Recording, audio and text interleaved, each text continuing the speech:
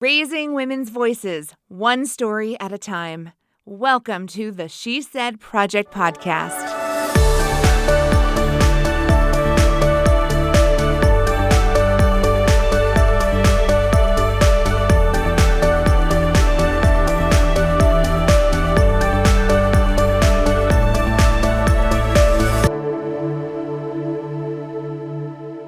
Welcome back to another episode of the She Said Project podcast, where we are recording live in the studio with our friends at WILL, Illinois Public Media. I'm your host, Jeanette Jerzyk. I'm your co-host, Kerry Rosso. That makes me so happy to hear that. We're matching today. We got the memo. We're twinning. That's right. You've joined us because you want to hear from another amazing woman who has graced the She Said stage. We're going to deliver today. Oh, we asked, and boy, did she deliver. She delivered. She's delivered a lot, in fact. We are talking about our friend and She Said speaker, Sheri Smith, who does deliver because she has been an OB/GYN nurse in labor and delivery for many years, and that was part of her talk. I just had to clue you in, so you guys were all in on the joke with us. Har. Now we're all in it together. Let's get Sheri in on this because she is on the line. Sheri Smith, hi, sweetheart. Hi, girls. How are you? Great. Did you like our delivered jokes? Do you get those a lot, or do we just think we're original? Yes. Can I tell my claim to fame? Let's hear it. Can I say it? Of course. That I believe that I have seen the majority of vaginas in McLean County. That's what he said. Wait, what? So that came out in her think- story. I believe, yes. As a But labor and delivery nurse, you have seen your fair share of the lady bits. Vagina, yes, of the lady bits. So, Kerry, I have to tell you, that's actually how we got Sheri to be in the show. She was in the audience at the 2019 performance of the premiere of That's What She Said in Bloomington, Illinois. And she called me shortly after that show and said, I want to know everything. I want to know more. I want to be part of your show. I said, well, tell me about yourself. Tell me who you are and what you do. And she shared her experience with the majority of the vaginas in McLean County. The hoo-ha majority. The hoo-ha. And I said, would you say that out loud on a stage in front of a couple hundred people? Called her out right on the spot. And she said, of course I would. I said, you're hired. So, Sheri, what you don't know is, so when Jeanette and I are, I'll say researching, but it's really just translate to stalking people. We call each other up and we just give the lowdown, sort of the skinny on the person that we would like to have in the show. And that was the story she called and said, this line, I don't need to tell you anything else about this woman. I know you're going to want her just based on this joke she made. In our circles, that is your claim to fame. Oh, my God, I'm glad. I couldn't think of a better one. You know, people would stop me, and I don't know, I must have one of those faces where people want to talk about their lady bits or even their male bits. Like, people want to tell me about their business. So, yeah, I feel honored. Well, if you stay on after the podcast, I have a few things to say. I have a few things to show you. All right, no worries. Oh, my God. No worries. Actually, Sheri, all. you and I had many conversations about what your story would be. And let me tell you, K-Ross, the stories she has to share about the bits and bobs of all the people. I mean, she's seen a lot. She's experienced a lot. She has some really funny stories. But the one that we settled on for, she said, was very personal, very poignant, and very timely because it was our first live show back after the pandemic, the rage of COVID-19. And, you know, Sheri, we knew you had to share the more recent story, but the one that was so relevant to what everyone had been going through. You had to be bold and brave and pretty vulnerable when it came down to it. How are you feeling today? I feel good. I feel like, you know, time heals, but there's so many parts of the story that either bring me laughter and joy, but also make me pretty angry when I think back to some of the nonsense that went on. But overall, you know what? God has a plan, and my father's where he's supposed to be. in tribute of your father, and despite all the nonsense that you had to go through. Let's hear it from Sheri herself as she shares her story entitled Code Red. How's everyone tonight? My name is Sheri Smith. Some of you might recognize me because I have been a nurse in this community for many years, specifically a labor and delivery nurse. What that means is I've seen almost every vagina in McLean County.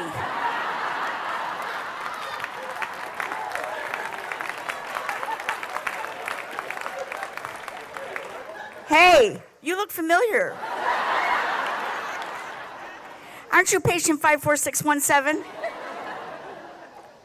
You look fabulous. How's your baby? So I've been a nurse a long time.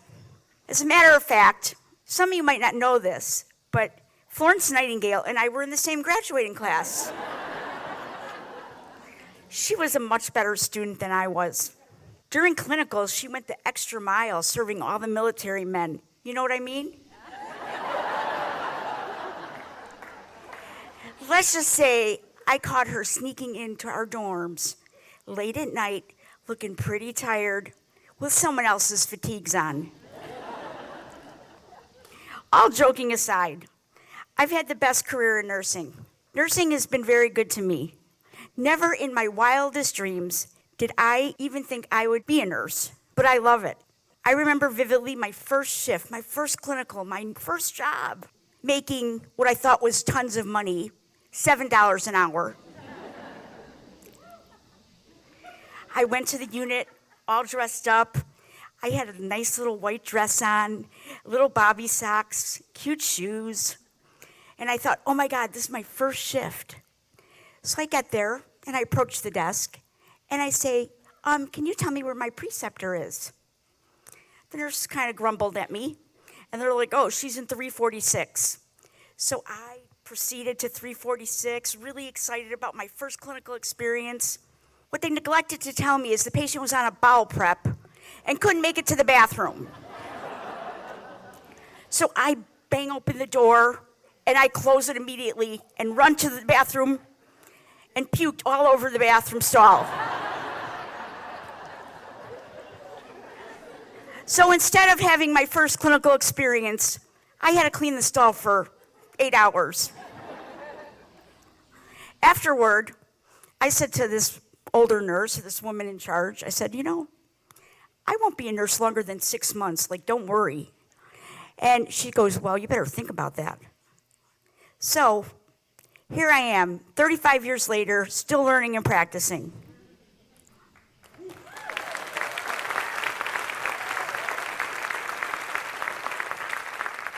Okay, so all of you know, nurses have the best stories, right? Best stories. Yes, I have seen things stuck inside people, stuck on people, ingested. I have walked in on people in the shower together. I even saw I saw a couple having a conjugal visit on the tile floor. And one of my famous stories is I delivered a baby in a birthing tub. After the woman pushed, ladies, you know what I'm talking about, some stuff comes out. And the husband was in the pool with the wife and they were both naked. Luckily, I haven't had a lot of stories about being a patient, but the word in the nursing community is we are bitches. It's a fact. We are the worst patients. And even worse when it comes to our families. So in December of 2020, my father calls me. And he says, just like he was telling me what he had for lunch, he says to me, I'm going to have open heart surgery next week.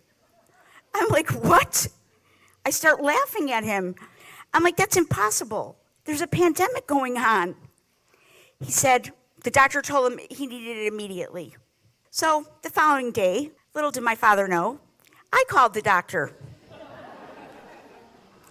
After we spoke for a few minutes, he says to me, where did you go to high school? I'm like, what the hell? We're talking about my father. So I remembered he lived 2 blocks away after he told me the geography. I couldn't believe that this guy remembered me. So obviously, he must have had mad love for me.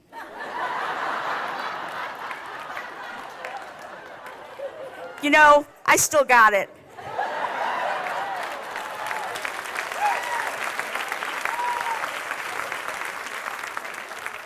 After having more of a conversation, he explained that my dad really needed the procedure. And in turn, I go try to tell my father, explain in layman's terms, they are going to cut your chest open. This is the real McCoy. And my father says to me, why didn't you marry him? He makes a lot of money. I'm like, what the hell? My father trying to play matchmaker, but not even thinking about his open heart surgery. The surgery went great. He did fine.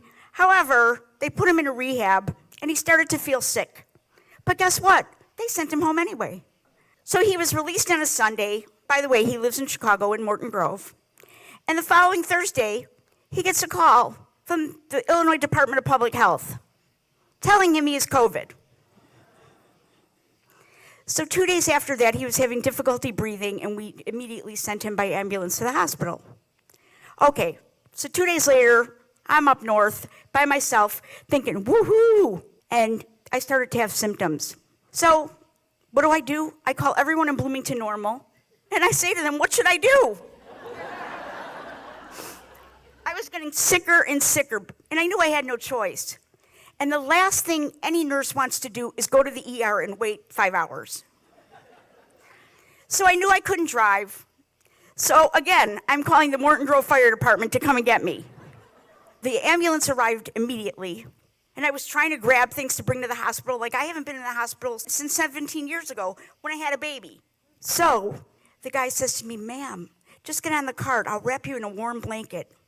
I looked up at him, and I looked at his big blue eyes. He was so darling. So I forgot my name.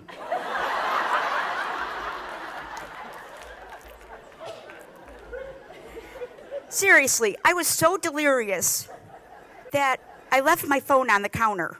I get to the hospital, and I'm feeling like a wet noodle. I'm sore. I couldn't walk. I felt awful.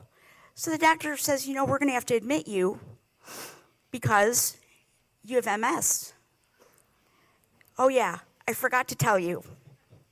I have this horrific condition who likes to rear its ugly head when something bad's going on.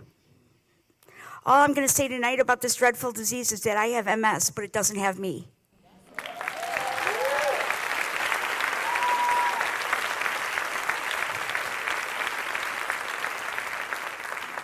So my dad and I were 2 rooms away from each other. And of course, the staff won't let me go see him. And the nurse says to me, because he has COVID. I'm like, dummy, he gave it to me.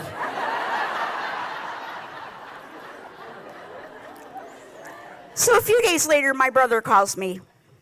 And he says, I know you're really sick, but we have a really big problem. By the way, he lives in New Jersey. The Cook County Sheriff called him, asked him if he knew of Sheri Smith.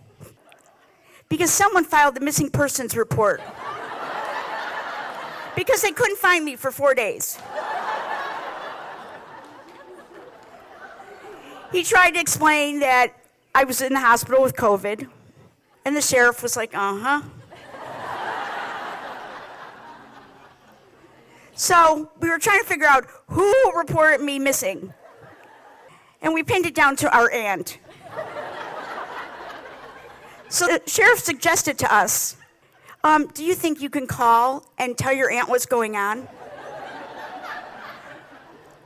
We hang up the phone, and all of a sudden I hear this clanking walking down the hallway. And guess who's at my door of the hospital? The sheriff. Reality is so much better than fiction. I can't make this stuff up if I tried. So the sheriff came in, sat down, took out his notepad, started questioning me. And after about 30 minutes, He says, oh, I think we can drop the case because you were found.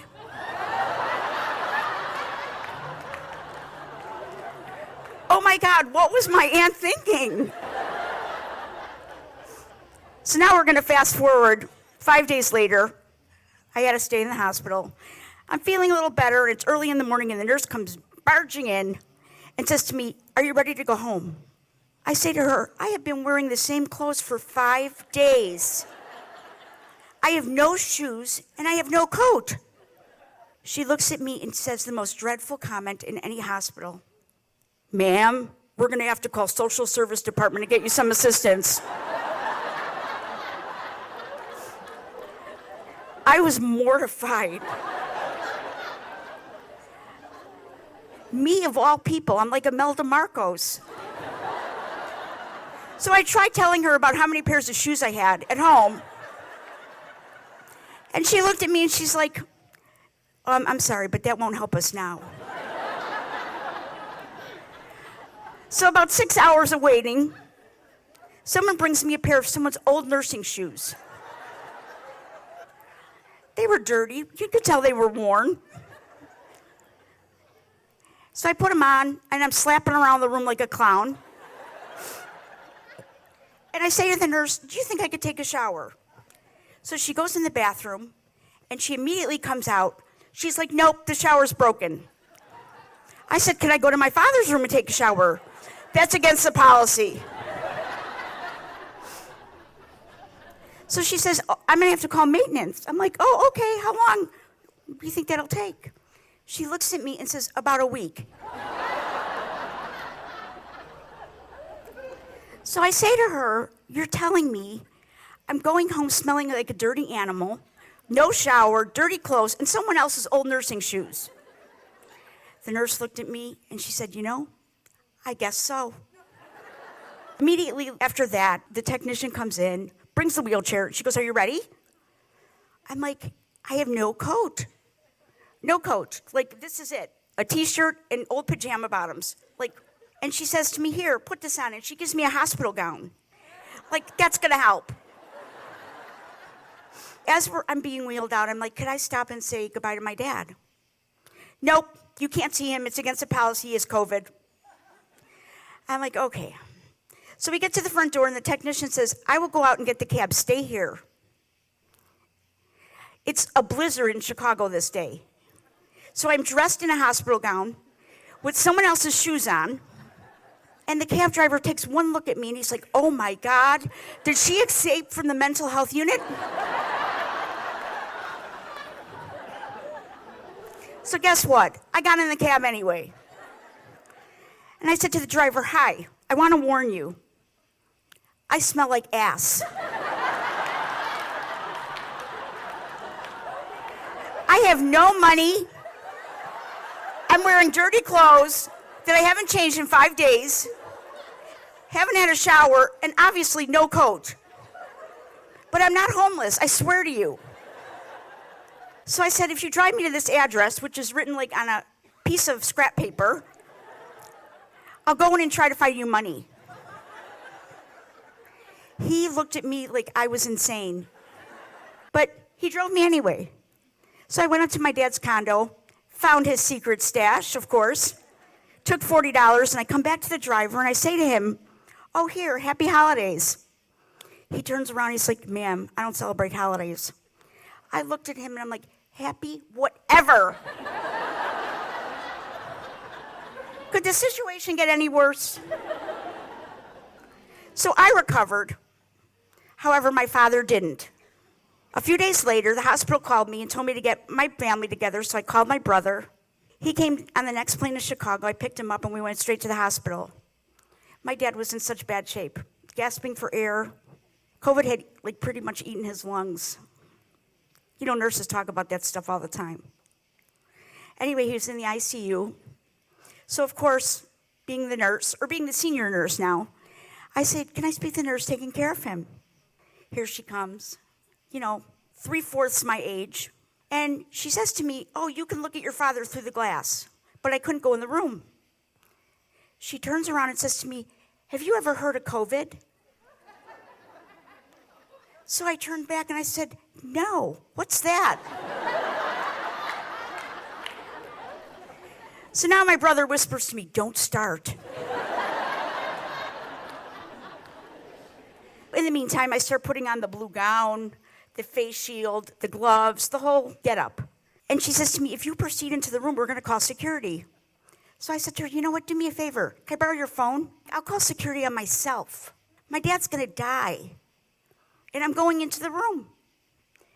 So she watches me, and I walk in the room, and I told my father that we loved him, and I held his hand for a while. Then I came out. The entire nursing department watched me in silence as I removed my gown, gloves, and eye shield. Like, oh, she's a bad girl. So I said to the nurse, you know what, can I talk to you for a minute? So we went into the family waiting room.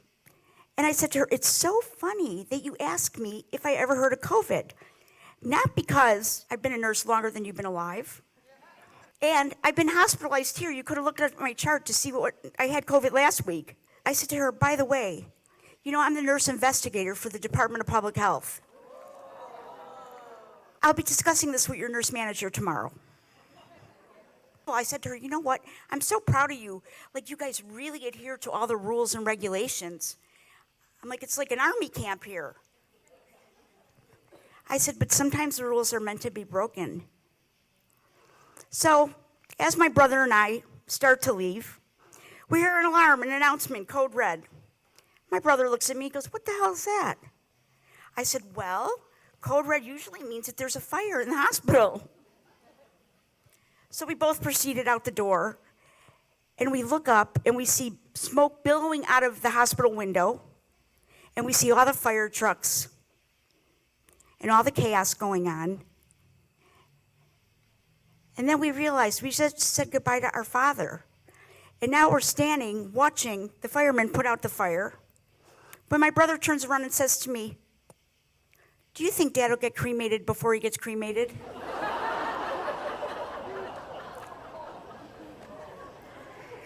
So we burst out in laughter.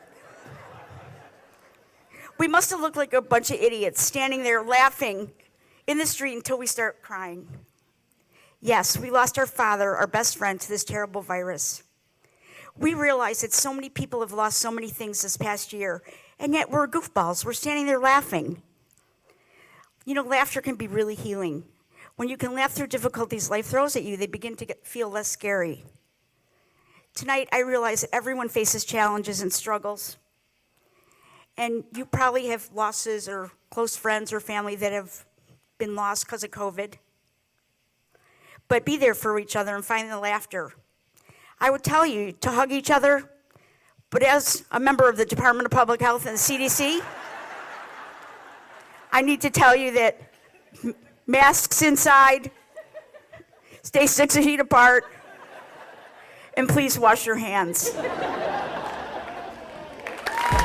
Sheri, you know your way around a medical facility. You are a very experienced nurse, and for you to go through that with your own father as the patient, and for you to watch the medical world as it got affected by this horrible virus, you were experiencing it professionally, you were experiencing it personally. And I just want to start by saying thank you for bringing your story to the stage, because we know so many people have been affected, and we wanted to find a way to share, to let people know that it's everywhere and you're not alone. You really did it. You had us laughing and crying with your own touching story. So thank you. Oh my God, it was my pleasure. And I got to be honest, I wouldn't have done it, or I couldn't have done it without the support of Jenette and Kerry and the whole cast, or all the people that were involved with That's What She Said. Because you know what? It made me a better person.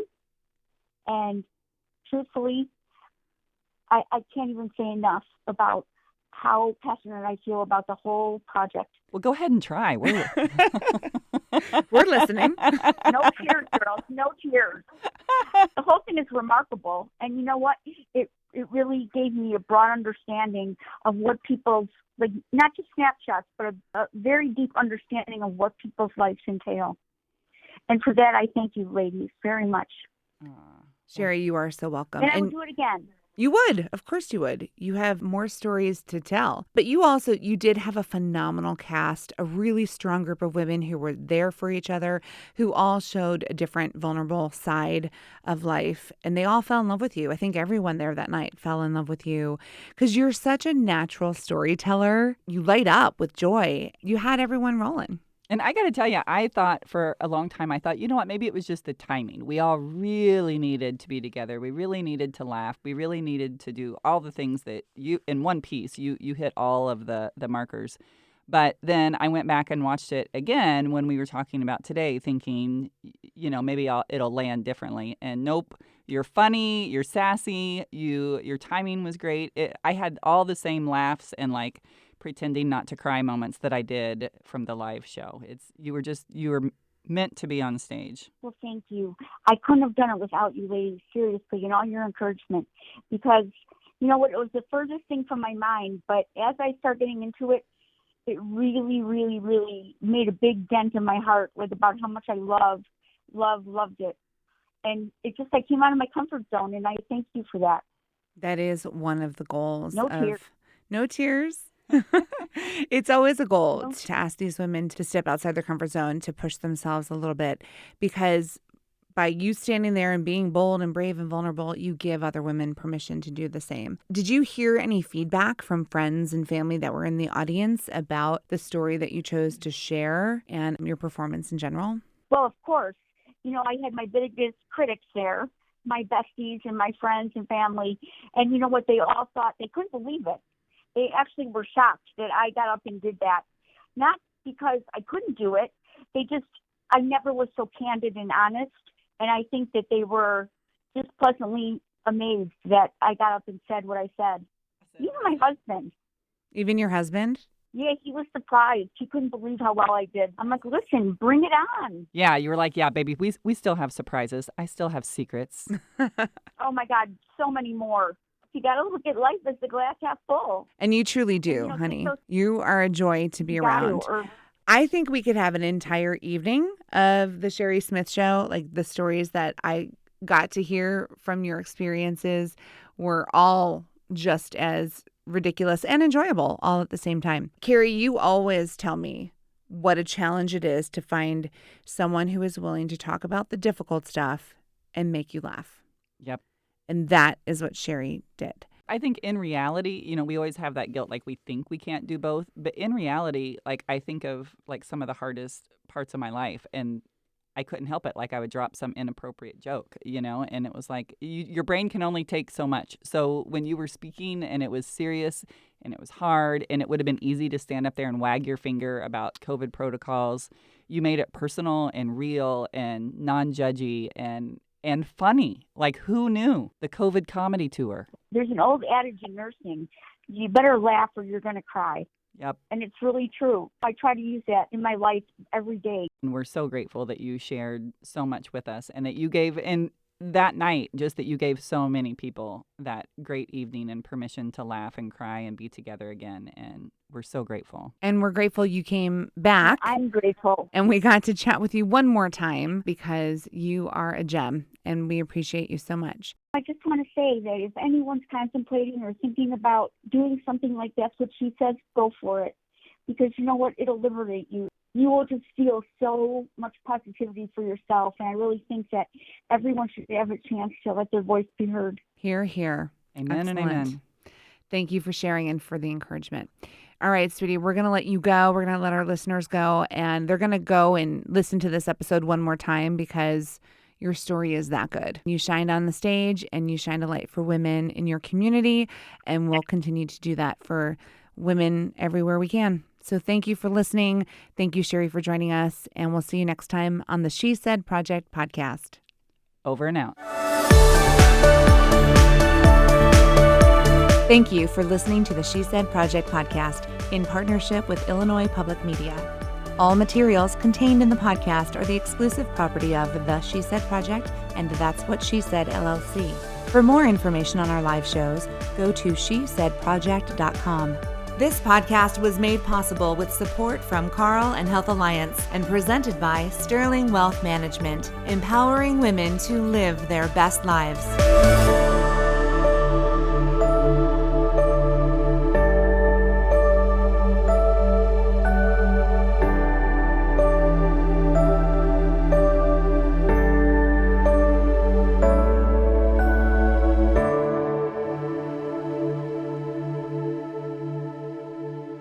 Bye, Sheri. Thank you, Sheri. Bye, you guys.